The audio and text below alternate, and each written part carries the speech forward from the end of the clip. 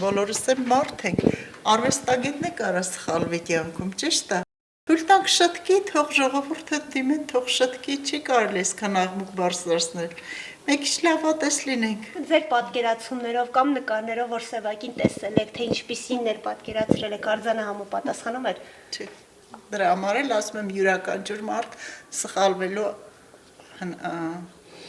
իրավունք ունի, կարելի է շտկել, այսքան աղմուկ չբարձրացնել։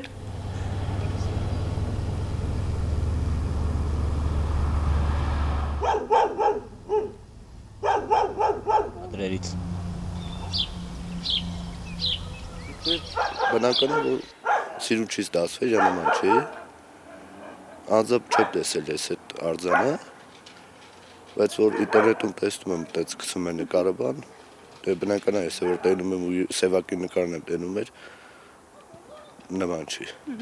Այսինքն ձեր պատկերացումներին Սևակի մասին չի համապատասխանում այդ արձանը։ Բնականաբար չէ։ Իսկ ինչը կուզեիք այլ կերպ լիներ օրինակ այդ արձանի մեջ, ինչը ամենաշատը ինչը նման չի Սևակին կամ նման չի։ Դե իր դիմագծերը ընդհանրապես նման չի։ Իսկ կուզեիք օրինակ շտկումներ արվեին, փոփոխվեին։ Դե լավ կներ, որ վերանային մի հատ, ավելի լավ կներ, որտեղ մեր մեծ գրողներից է, մանավանդ այս գյուղից է։